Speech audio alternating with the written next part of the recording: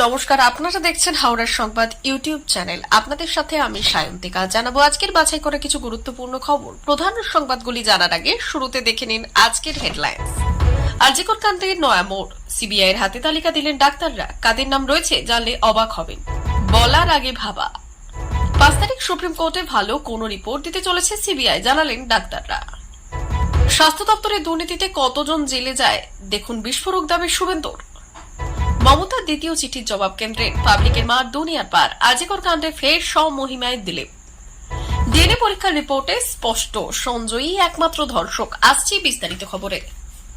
জানা গিয়েছে আরজিকরের ঘটনায় এবার সিজিও কমপ্লেক্সে গেলেন চিকিৎসকরা। সূত্রের খবর, সিবিআই এর হাতে সন্দেহভাজনের তালিকা তুলে দিয়েছে তারা। বৈঠক শেষে সাংবাদিকদের মুখোমুখি হয়ে ডাক্তাররা জানালেন, সিন্ডিকেটের বড় মাথাদের নাম দিয়ে এসেছি। দীর্ঘ 22 দিন পর পথে নেমেছেন 20,000 চিকিৎসক। কাল ওয়েস্ট বেঙ্গল মেডিকেল কাউন্সিল থেকে সিজিও কমপ্লেক্স পর্যন্ত মিছিল করেন ডাক্তাররা। মিছিলের পর তারা সিবিআই আধিকারিকদের সঙ্গে বৈঠক করেন। এরপর বেরিয়ে এসে সাংবাদিকদের জানান যে স্বাস্থ্যে যে সার্বিক দুর্নীতি তা নিয়ে একটি নামের তালিকা গোয়েন্দাদের হাতে তুলে দিয়েছেন। ডাক্তারদের দাবি, নিংটি থেকে ধীরে সকলের নাম রয়েছে এই তালিকায়। চিকিৎসকরা এও মনে করেছেন স্বাস্থ্যের বেলাগাম দুর্নীতির পরোক্ষ প্রভাবের পর তিলোত্তমার এমন ঘটনা। চিকিৎসকদের দাবি, কর্মবিরতির জেরে বর্ধমান মেডিকেল হোক বা মেদিনীপুর মেডিকেল কলেজ, সব জায়গায় তাদের হুমকির মুখে পড়তে হচ্ছে। ডাক্তারদের বক্তব্য, কারায় থ্রেড সিন্ডিকেট শুরু করেছেন তা খুঁজে বের করতে হবে, তাহলেই তিলোত্তমার ঘটনার অভিযুক্তরা প্রকাশ্যে চলে আসতে পারে। এক চিকিৎসক বললেন, নামের মধ্যে ছিল commissioner of police, health secretary, medical কাউন্সিলের প্রেসিডেন্ট, ভাইস প্রেসিডেন্ট, মেম্বার। এরা সারাদিন কেন ওখানে ছিলেন তার যুক্তিগ্রাহ্য কারণ বুঝতে পারিনি আমরা। এসব নাম আমরা বলে এসেছি। আমরা চাইছি এদের হেফাজতে নিয়ে জিজ্ঞাসাবাদ করা হোক। সমাজ মাধ্যমে বিবৃতি দিয়ে জানালেন মুখ্যমন্ত্রী যে তার বক্তব্যের অপব্যাখ্যা করা হচ্ছে। তিনি আন্দোলনরত ডাক্তারদের কিছুই বলেননি, যা বলেছেন সবই বিজেপির উদ্দেশ্যে, যারা কেন্দ্রীয় সরকারের মদতে এ রাজ্যের গণতন্ত্রের ক্ষতি করে অরাজকতা সৃষ্টি করতে চায়। ফোঁস করার কথাও শুধু শ্রীরামকৃষ্ণ পরমহংসদেবের উদ্বৃত্তি মাত্র। অস্বীকার করা চলে না। রাজ্যের হাসপাতালগুলিতে যে অচলাবস্থা সৃষ্টি হয়েছে তা যে কোনো প্রশাসকেরই রক্তচাপ বাড়িয়ে দিতে বাধ্য। বাইরে প্রাত্যহিক আন্দোলন, মিটিং, মিছিল এবং হাসপাতালের পরিসরে চিকিৎসকদের কর্মবিরতি ইত্যাদিতে সম্ভবত মুখ্যমন্ত্রীর ধৈর্যের বাঁধ ভেঙেছে। এমনিতেও ধৈর্যশীল হিসেবে তার খ্যাতি তেমন বিপুল নয়, কখনো ছিল না। আজকের এই অস্থিরতায় সেটুকুই অবশিষ্ট নেই বলে অনুমান করা চলে। কিন্তু ব্যক্তির যে ধৈর্যহীনতার অধিকার আছে, রাজ্যের প্রশাসনিক প্রধানের তা নেই। তার প্রতিটি কথা এবং প্রতিটি নীরবতা তাৎপর্যপূর্ণ, এবং রাজ্যবাসীর অধিকার আছে তার সেই কথা ও নীরবতার ব্যাখ্যা করার। কাজে দায়িত্বটি তার। যে ভঙ্গিতে তিনি জুনিয়র চিকিৎসকদের কাজে ফেরার সুপরামর্শ দিয়েছেন, কারো কানে তাতে হুমকির অনতিপ্রচ্ছন্ন সুর বাজলে শ্রোতাকে দোষ দেওয়ার পরিবর্তে মুখ্যমন্ত্রীরই ভাবা উচিত উচ্চারণে কোথাও ভুল ছিল কিনা। আজ কোনো কথা বলে কার তার ব্যাখ্যা দেওয়া এবং কদর্থ করা হচ্ছে বলে অন্যের দিকে আঙুল তোলার চেয়ে অনেক সহজ কাজ। আজই কথাটা বলার আগে ভেবে নেওয়া উচিত সত্যি তিনি সে কথা বলতে চান কিনা।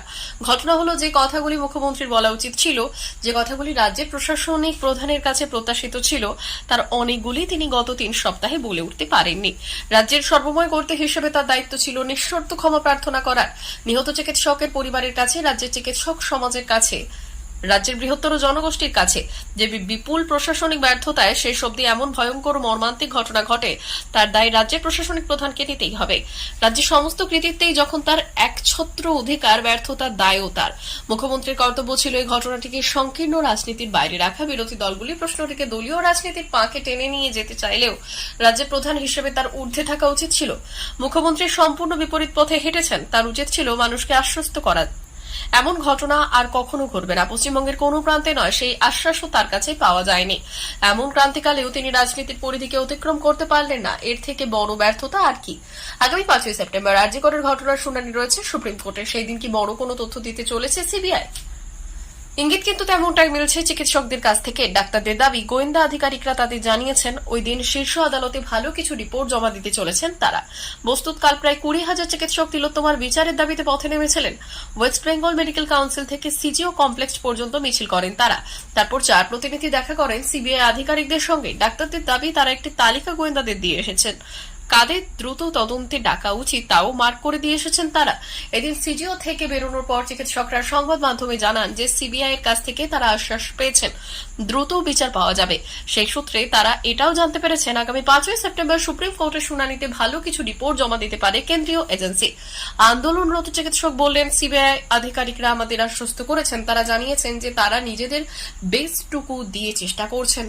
তারা আশা রাখছেন দ্রুত একটা ভালো কিছু আমাদের দিতে পারবে। খাদ্য দপ্তরের দুর্নীতিতে জ্যোতিপ্রিয় মল্লিক যেমন জেলে গেছে, তেমন এবার স্বাস্থ্য দপ্তরের দুর্নীতিতে কতজন জেলে যায় দেখুন। বিস্ফোরক দাবি শুভেন্দু অধিকারী। এছাড়াও বললেন, যেহেতু সুপ্রিম কোর্টের তত্ত্বাবধানে সিবিআই তদন্ত হচ্ছে, ফলে সত্য উদ্ঘাটন হবে। কেন্দ্রীয় নারী ও শিশু কল্যাণ মন্ত্রী অন্নপূর্ণা দেবীর তরফে ফের চিঠি মুখ্যমন্ত্রী মমতা বন্দ্যোপাধ্যায়কে। শুক্রবারই ধর্ষণ বিরোধী কঠোর আইন চেয়ে প্রধানমন্ত্রী নরেন্দ্র মোদীকে দ্বিতীয় চিঠি লিখেছিলেন মমতা। শুক্রবারই ওই চিঠির জবাব দিলেন অন্নপূর্ণা দেবী। এই নিয়ে দ্বিতীয়বার কেন্দ্রীয় মন্ত্রী চিঠি লিখলেন মমতাকে। ধর্ষণের মতো ঘটনা তদন্তে রাজ্য প্রশাসনের সব স্তরে দায়িত্বপ্রাপ্ত অফিসাররা যাতে আরও সংবেদনশীল ও ইতিবাচক দৃষ্টিভঙ্গি নিয়ে কাজ করে, মুখ্যমন্ত্রীকে দেওয়া চিঠিতে তেমনই পরামর্শ দিয়েছেন কেন্দ্রীয় মন্ত্রী। তিনি স্পষ্ট জানিয়েছেন, ধর্ষণ রোধে করার শাস্তি এবং নির্দিষ্ট সময়সীমার মধ্যে তদন্তের যাবতীয় আইনি সংস্থান আছে ভারতীয় ন্যায় সংহিতা এবং ভারতীয় নাগরিক সুরক্ষা সংহিতায়। এমনকি ফাস্ট ট্র্যাক কোর্ট নিয়ে মুখ্যমন্ত্রীর বক্তব্যকে তথ্যগতভাবে ভুল বলেও জানিয়েছিলেন কেন্দ্রীয় মন্ত্রী। অন্নপূর্ণা দেবী চিঠিতে উল্লেখ করেছেন, শুধুমাত্র ধর্ষণ বা পক্সো মামলা শুনানির জন্য কেন্দ্রীয় প্রকল্পের অধীনে যে ফাস্ট ট্র্যাক স্পেশাল কোর্ট গঠন হওয়ার কথা, আর পশ্চিমবঙ্গে তৈরি হওয়া ফাস্ট ট্র্যাক কোর্ট এক নয়। পশ্চিমবঙ্গে এখনো 48,600টি ধর্ষণ এবং পক্সো মামলা শুনানি শেষ হয়নি বলেও জানিয়েছেন তিনি। আজিকর কাণ্ডে রাজ্য সরকার ও কলকাতা পুলিশকে নিশানায় নিয়ে ফের সমহিমায় বিজেপি নেতা দিলীপ ঘোষ কড়া সুরে জানালেন, পাবলিকের মার দুনিয়া পার। এমনকি ধর্ষণ বিরোধী আইন নিয়েও রাজ্য সরকারকে নিশানায় নিলেন প্রাক্তন সাংসদ। প্রশ্ন তুললেন, বিধানসভায় কোনো মৃত্যুদণ্ডের আইন পাশ করা যায় কিনা জানি না। পাশাপাশি দিলীপ অভিযোগ করেন, কেন্দ্র নতুন আইন ন্যায় সংহিতা চালু করেছে। এই বিষয়ে লোকসভায় 3 মাস ধরে আলোচনার পাশাপাশি রাজ্যগুলির থেকে পরামর্শ চাওয়া হয়েছিল, অথচ রাজ্য তার মতামত পাঠায়নি। এই রাবড়ি পলিটিক্স চলবে না। আজিকর ইস্যুতে মানুষকে বোকা বানানো হচ্ছে বলে অভিযোগ করেন দিলীপ ঘোষ। আজিকর ইস্যুতে মানুষকে বোকা বানানো হচ্ছে বলে অভিযোগ করেন দিলীপ ঘোষ এবং তিনি বলেন, সুপার ভুল বোঝাচ্ছে, ডিসি সেন্ট্রাল তিনিও ভুল বোঝাচ্ছেন। একটা চক্রান্ত চলছে, তার হাত কালীঘাট অবধি আছে, তবে পালাবার পথ নেই। মামলা যদি সিবিআই কে দেওয়ার হয়, তাহলে প্রথমেই কেন দেওয়া হলো না সেই প্রশ্ন তোলেন দিলীপ। অভিযোগ করেন, অনেক চেষ্টা করে ভয় দেখিয়েও আন্দোলন বন্ধ করতে পারছে না ওরা। এই রাজ্যে তৃণমূল না বললে পুলিশ কেস রেজিস্টার হয় না, সব জায়গায় কাটমানি। পুলিশকে নিশানায় নিয়ে তিনি আরো বললেন, মানুষকে মননে আঘাত লেগেছে, তাই মানুষ প্রতিক্রিয়া দেখাচ্ছে। অন্যদিকে পাল্টা স্লোগান লিখছে পুলিশ। আমি পুলিশকে বলবো, মমতা বন্দ্যোপাধ্যায়ের কথায় প্রভাবিত হও না।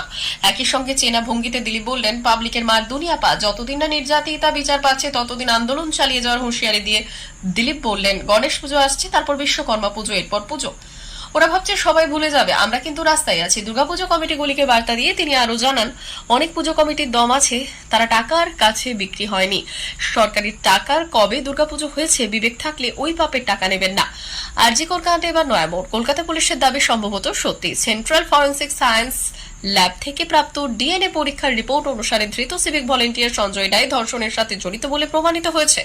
রিপোর্টে উল্লেখ করা হয়েছে, দোষিতার দেহে সঞ্জয় ছাড়া আর কোনো সিমেন্ট মেলেনি। এই রিপোর্ট কলকাতা পুলিশ থেকে সিবিআই এর হাতে হস্তান্তর করা হয়েছে। যেহেতু 13ই আগস্ট কলকাতা হাইকোর্ট এই মামলা তদন্তভার সিবিআই এর হাতে তুলে দেয়, ডিএনএ পরীক্ষার মাধ্যমে সঞ্জয়ের ভূমিকা স্পষ্ট হয়েছে বলে দাবি করা হচ্ছে। তবে সোশ্যাল মিডিয়া বিভিন্ন গুজব প্রচলিত থাকায় এই রিপোর্টের ওপর সম্পূর্ণ আস্থা রাখা যাচ্ছে না। সিবিআই এর কাছে যদি সঞ্জয়ের নার্কো অ্যানালিসিসের প্রয়োজনীয়তা উঠে আসে, তবে তদন্তের পরবর্তী পর্যায়ে নতুন বিতর্ক সৃষ্টি হতে পারে বলে মনে করা হচ্ছে। পাশাপাশি এও মনে করা হচ্ছে, দুটি রিপোর্ট একই থাকলে কোনো প্রশ্ন উঠবে না, তবে যদি আলাদা রিপোর্ট আসে সেক্ষেত্রে নতুন করে বিতর্কের সৃষ্টি হতে পারে।